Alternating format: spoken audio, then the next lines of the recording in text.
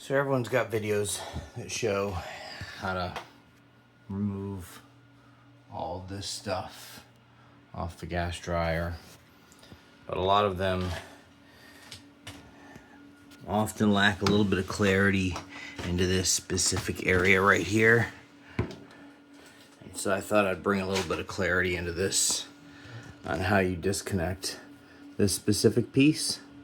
And so if you see that screw hole there goes to that screw, there's another screw right here, and then there's one right here that goes to that screw. And so you gotta hit it from underneath, hit that one, and then this thing can come out as long as you also have taken out this screw in the back right here. And then you can pull this pipe all the way through.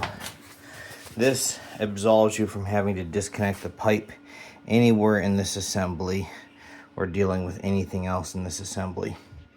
Now, there is one caveat. This little metal plate has to flex. Because if you don't flex that metal plate, as you see right now, try and zoom in. Right now, we're not lined up. That orifice won't fit in that hole.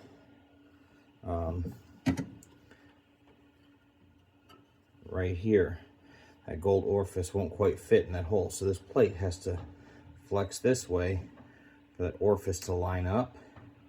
And so when you're pulling it out, you got to kind of bend that plate a little bit so you can pull it out, and when you put it back in, you'll have to bend that plate so that orifice can slide back in.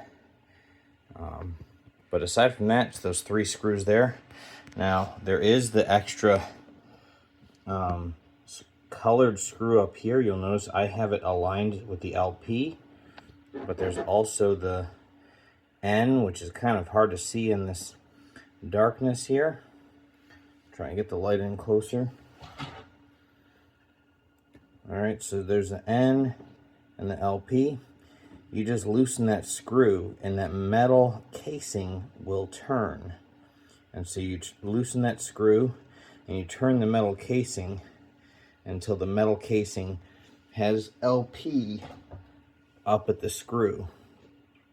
So it just literally, you loosen that screw and this whole casing, let me zoom back out, this whole casing will twist. So I just twist the casing until it rubs up against the screw, and you'll notice there's a little gap on the side over here. So if you had to go back to natural gas, you could loosen it and twist it back. Just changes the air mixture, I believe. So you complete that, you're able to access this orifice on the back when you pull this out here. That orifice there. And then when you pull this whole assembly out,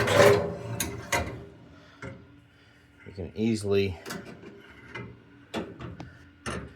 disconnect this one, disconnect this one, put the new ones in, slide it back in, you're good to go.